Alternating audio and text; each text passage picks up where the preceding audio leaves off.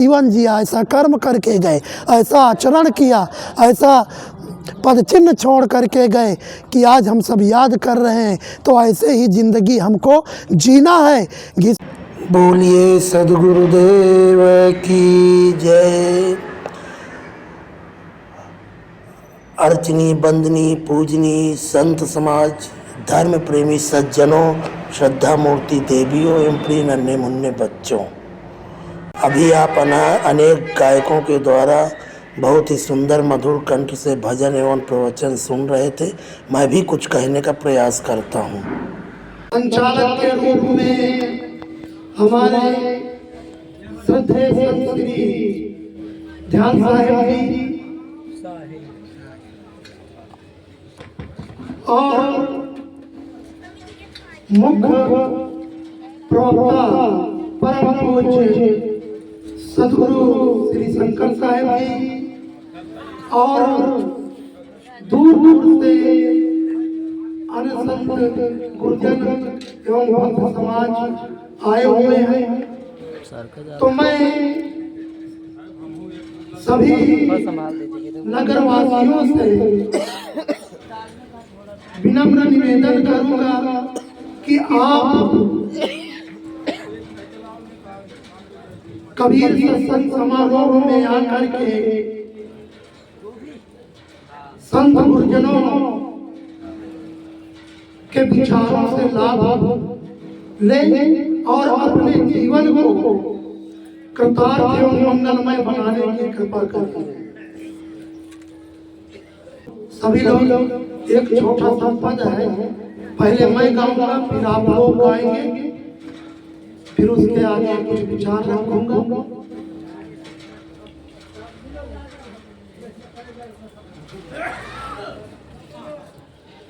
सत्य संगत से सुख मिलता है, जीवन का कण कण खिलता है। सत्य संगत से सुख मिलता है, जीवन का कण कण खिलता है। सब लोग सभी लोग गाइए। सत्य संगत से सुख मिलता है, जीवन का कण कण खिलता है। मानव को जैसा संग मिले, कपड़ों को जैसा रंग मिले। मानव को जैसा संग मिले, कपड़ों को जैसा रंग मिले। वो उसी रंग में रंगता है, जीवन का कण कण खिलता है। वो उसी रंग में रंगता है, जीवन का कण कण खिलता है। सत्य संगत से सुख मिलता है, जीवन का कण कण खिलता है। सत्य संगत से सद ज्ञान मिले, सत्य संगत से सौभाग्य जगे। सत्य संगत से सद ज्ञान मिले, सत्संगत से भगवान मिले। सत्संगत से सद्ज्ञान मिले, सत्संगत से भगवान मिले। पानी से पौधा फलता है, जीवन का कण कण खिलता है। पानी से पौधा फलता है, जीवन का कण कण खिलता है। सत्य संगत से सुख मिलता है, जीवन का कण कण खिलता है।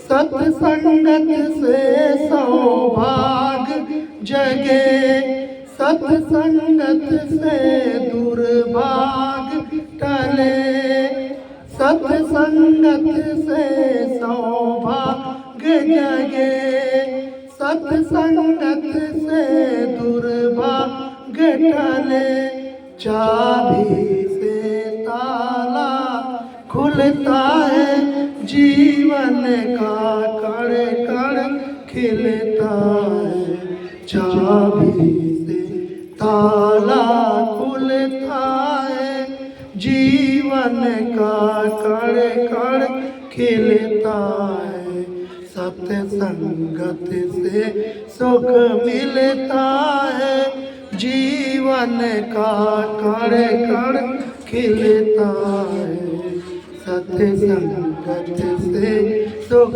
मिलता है, जीवन का कण कण खिलता है।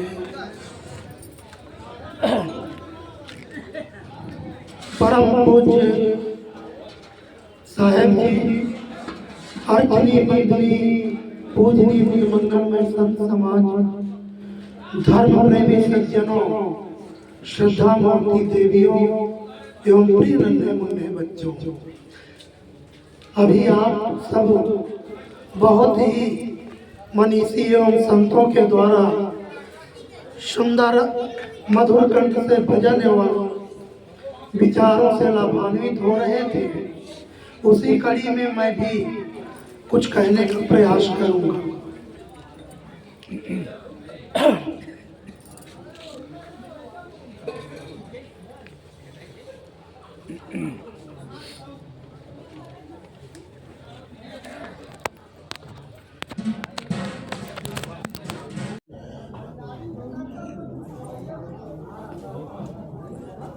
कहते हैं कि प्राकृतिक प्रदत्त ये जो हमको जीवन मिला हुआ है,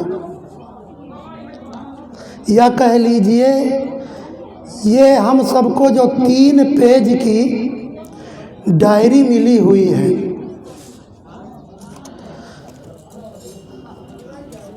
और उसके 2 पेज भरे हुए हैं, बीच का पेज खाली है। उस पेज को आप लोग किस से भरना चाहते हैं, कैसे भरना चाहते हैं, किस रंगों से भरना चाहते हैं? काले रंग से भरना चाहते हैं या पीले रंग से भरना चाहते हैं या नीले रंग से भरना चाहते हैं? आप स्वतंत्र हैं, जैसा चाहें वैसा उसमें रंग भर सकते हैं, आप स्वतंत्र हैं। ठीक इसी प्रकार से ये जो हमारा जीवन है, ये 3 पेज की डायरी है। इसका पहला पेज है जन्म और दूसरा पेज है मृत्यु।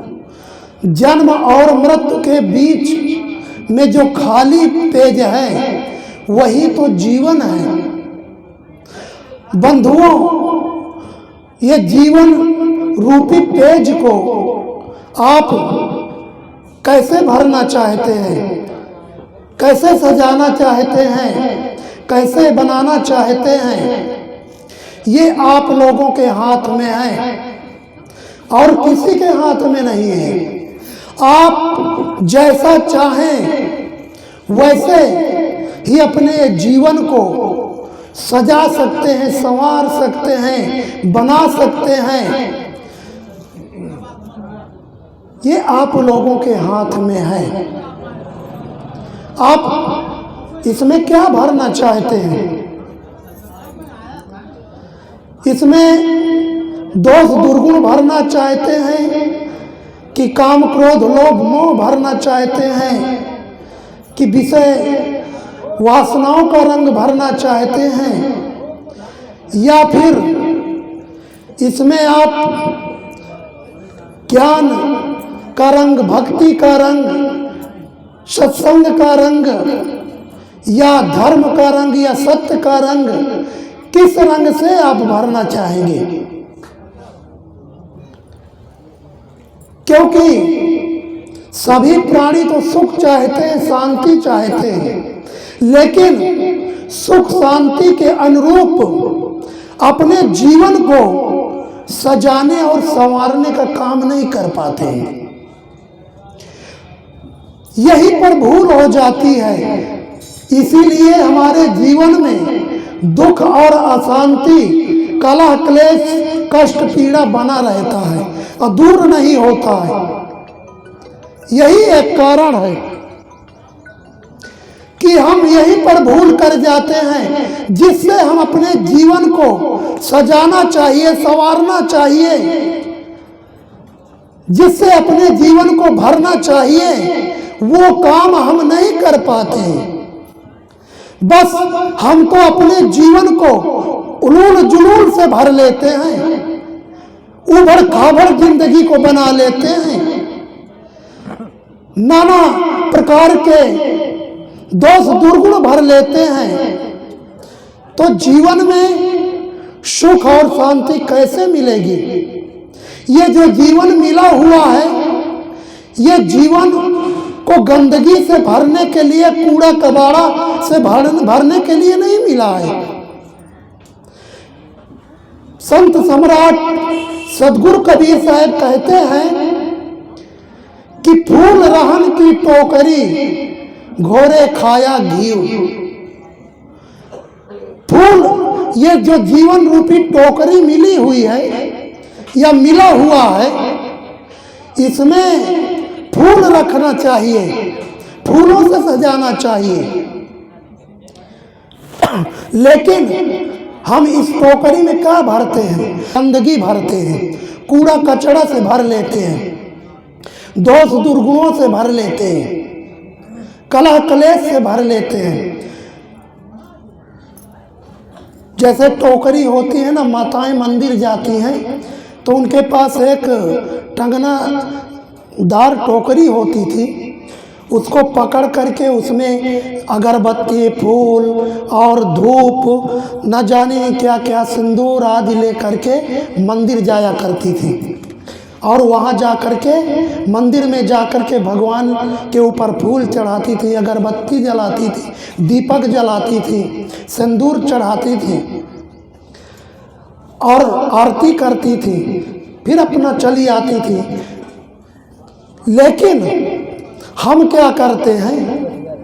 हम तो इस टोकरी में कूड़ा कचड़ा भर लिए हैं, कबाड़ भर लिए हैं, विषय विकार भर लिए हैं, काम, क्रोध, लोभ, मोह, राग, द्वेष, ईर्षा, मान, छल, कपट, ये सारे कूड़े कचड़ों को हम अपने इस टोकरी में भर लिया है। साहब कहते हैं नहीं, ये कूड़े कचड़े से भरने के लिए जीवन नहीं मिला, ये आपको मिला है फूलों से भरने के लिए। फूल कितना सुंदर होता है, सुगंधित होता है, कितना हंसता मुस्कुराता हुआ, खिला हुआ होता है। लेकिन हम अपने ये जीवन रूपी टोकरी को गंदगी से भर लेते हैं। क्यों? ऐसा क्यों? क्योंकि हमारी तो आदत पड़ गई है ना, दूसरे के घर को झांकने की, दूसरे के डस्टबिन को झांकने की, कि क्या खाया, क्या फेंका, क्या नहीं फेंका। हम यही देखते रहते, रास्ते रास्ते चले जाते हैं तो बस यही निहारते हैं। कूड़े कचड़े को देखते देखते हम अपने जीवन को खुद कूड़ा कचड़ा बना लेते हैं, बस और कुछ नहीं कर पाते।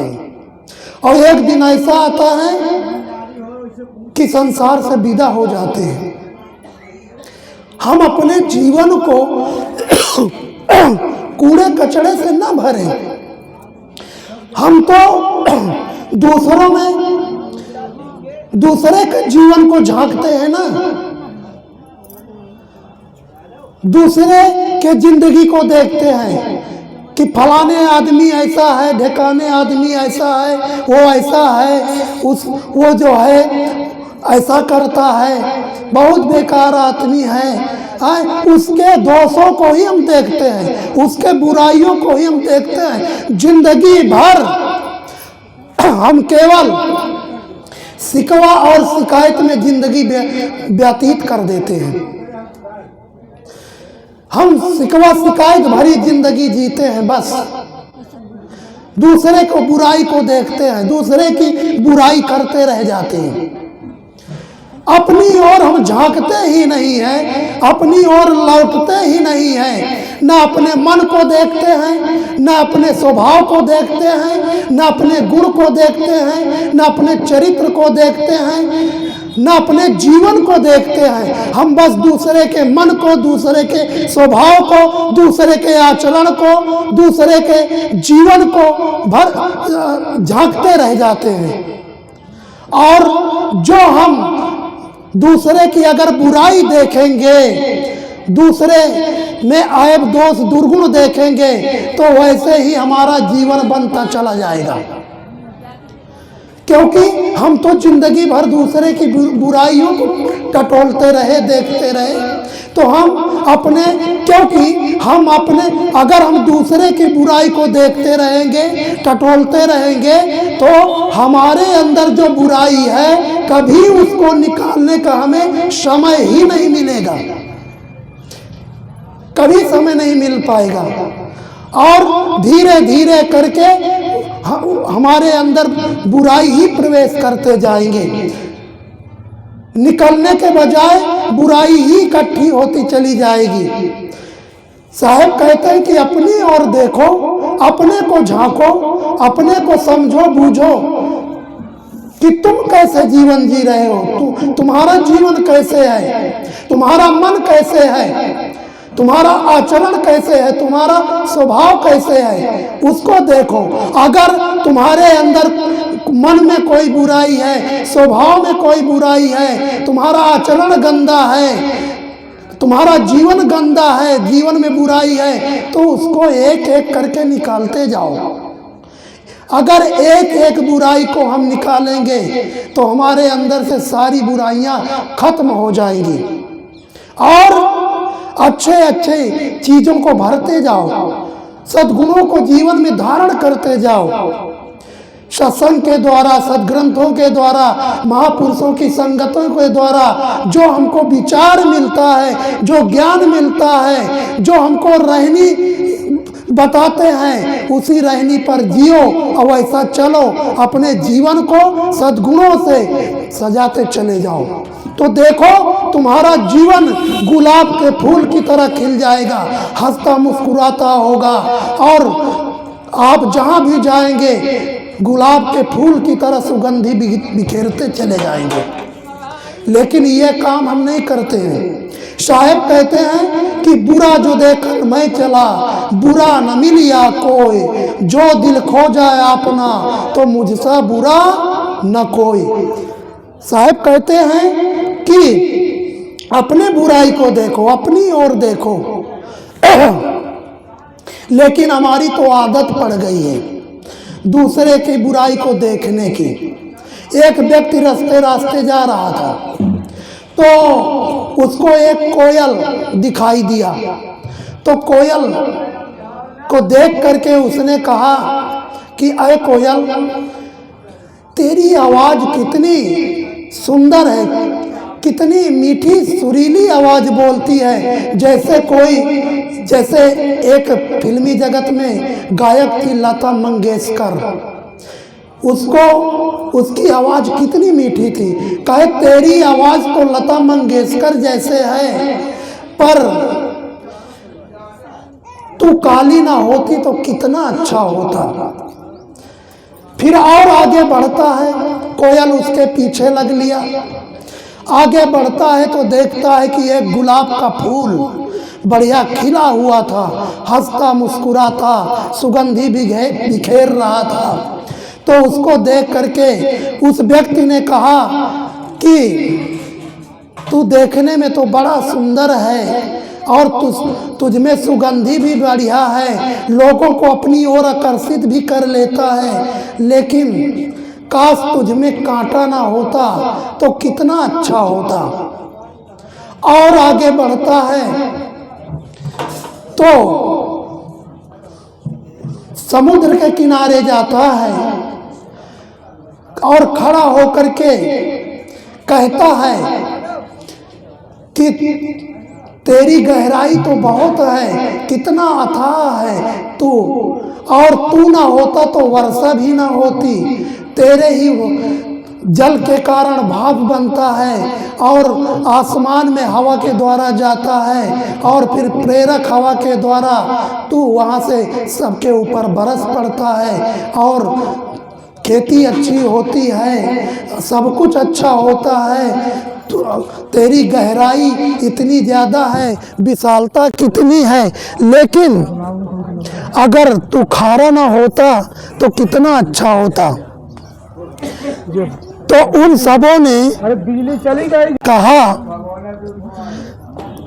कि ऐ इंसान तू कितना सुंदर है, कितना महान है, क्योंकि इस धरती तल का सिरमौर प्राणी मनुष्य है। उन सबों ने, सभी लोगों ने उस इंसान से कहा कि तू तो इस धरती तल का सिरमौर प्राणी है, लेकिन काश तू दूसरे में बुराई ना देखता तो कितना अच्छा होता। तो कहने का भाव ये है कि इंसान जो है वो दूसरे में बुराई खोजता है, बस अच्छाई उसके नज़र में आता ही नहीं है, अच्छाई को समझ ही नहीं पाता है। जब देखेगा तो बुराई ही देखेगा, दोष दुर्गुण ही देखेगा दूसरों में। तो बंधुओं, हमको दूसरे में बुराई नहीं देखना है, दोष दुर्गुण नहीं देखना है, हमको अच्छाई देखना है और अपने जीवन को सद्गुणों से सजाना है, संवारना है, सुंदर बनाना है। तब हमारे जीवन में सुख के फूल खिल सकते हैं, शांति के फूल खिल सकते हैं। इसलिए हम अपने जीवन को सजाने और संवारने का काम करें। तो साहब कहते हैं, बुरा जो देखल मैं चला, बुरा न मिलिया कोई, और जो दिल खोजा अपना, मुझसा बुरा न कोई। कबीर हम सब ते बुरे, हम ते भल सब लोग, लेकर चलो जिन ऐसा कर जानिया, मीत हमारा सोए। कबीर साहब कहते हैं, कबीर हम सब ते बुरे, हमसे भल सब कोई, जिन ऐसा कर जानिया, मीत हमारा सोए। कबीर साहब कहते हैं कि कबीर हम सब ते बुरे, अपने को बुरा जानिए कि मुझसे बुरा संसार में कोई नहीं है। कबीर साहब अपने को कहते हैं, वो किसी दूसरे को नहीं कहते फलाना बुरा है, ढेकाना बुरा है, उसके अंदर ये बुराई है, वो ऐसा व्यक्ति है, वैसा व्यक्ति है। किसी की निंदा नहीं करते साहब, साहब तो प्रशंसा करते हैं। वो यहाँ तक कहते हैं कि निंदक नियरे राखिए, आंगन कुटी छवाए, बिन पानी साबुन बिना, निर्मल करे सुभाए। कहे अगर हमारे पास कोई निंदक करने वाला है तो समझो वो हमारे बुराइयों को बता रहा है। हम उसकी निंदा को सुनकर कि हमारी निंदा कर रहा, हम उससे लड़े झगड़े नहीं, उससे दंगा फसाद मत करें, उससे बतरसन मत करें। अगर वो हमारी बुराई कर रहा है, निंदा कर रहा है, तो हमको समझना चाहिए कि सही कर रहा है। उससे हम अपनी ओर देखें, लौटें, झांकें कि वास्तव में क्या ये मेरे अंदर बुराई है, क्या मेरे अंदर ये कमी है, क्या मेरे अंदर दोष दुर्गुण है। उससे हमें अपने जीवन को देखने, निहारने और तराशने का समय मिलता है और एक एक करके अपने बुराइयों को निकालते जाएं। तो साहब करते हैं, कबीर हम सबते बुरे, और जो ऐसा समझता है वही मेरा सच्चा मित्र है, वही मेरा सच्चा साथी है और वही मेरा अनुयायी है। तो इसलिए मनुष्य को चाहिए कि अपने जीवन को सुंदर बनाने का काम करे, तराशने का काम करे, गढ़ने और संवारने का काम करे। अपने जीवन को उबड़ खाबड़ न बनाए, घिसी पिटी जिंदगी न जिए, जिंदगी में कोई ऐसा कर्म ना करे जिससे हमारा जीवन निंदा का पात्र हो, जिससे हमारी चारों तरफ निंदा हो, लोग हमें गाली दें, लोग हमें अपशब्द बोलें। ऐसा कर्म ना करें। इस संसार में आकर के ऐसा कर्म करके जाएं, ऐसा जीवन बना करके जाएं, ऐसे पद चिन्ह छोड़ करके जाएं कि मरने के बाद भी लोग हमको याद करें, अदब से नाम लें। वो चाल चल की उम्र खुशी से कटे तेरी, वो काम करके याद तुझे सब किया करें। जो जिक्र हो तेरा तो जिक्र खैर ही, लोग नाम ले तो तेरा अदब से लिया करें। ऐसे ही जिंदगी जियो, जिंदगी ऐसी बना जिंदा रहे दिल साध तू, और तू न हो दुनिया में तो दुनिया को आए याद तू। कबीर जब हम पैदा हुए जग हंसे हम रोए, ऐसी करनी कर चलो हम हंसे जग रोए। जहाँ जिंदगी ऐसी बना जिंदा रहे दिल साध तू, और तू न हो दुनिया में तो दुनिया को आए याद तू। ऐसी जिंदगी जियो जैसे महापुरुषों ने जीवन जी करके गए, चाहे वो बुद्ध हो, कबीर हो, तुलसी हो, और भी महापुरुष हुए। उन्होंने ऐसी ज़िंदगी जिया, ऐसे अपने ज़िंदगी को गढ़ा, संवारा, सजाया और अपने जीवन को सद्गुणों से भरा और अपने जीवन को महान बना करके गए। आज उनके प्रति हम सब लोग उनको श्रद्धा से याद करते हैं, उनके प्रति श्रद्धांजलि समर्पित करते हैं। क्यों? क्योंकि उन्होंने ऐसा जीवन जिया, ऐसा कर्म करके गए, ऐसा आचरण किया, ऐसा पद चिन्ह छोड़ करके गए कि आज हम सब याद कर रहे हैं। तो ऐसे ही जिंदगी हमको जीना है। घिसी पिटी जिंदगी मत जियो, कंस रावण शैतान जैसे जिंदगी मत जियो। अच्छी जिंदगी जियो, अच्छा जीवन जियो, अच्छा जीवन बनाओ तो तुम्हारे जीवन में सुख आएगा, शांति आएगी और तुम्हारे जीवन का कल्याण होगा। बस इन्हीं शुभकामनाओं के साथ अपनी वाणी को विराम देता हूँ। बोलिए सद्गुरुदेव की जय।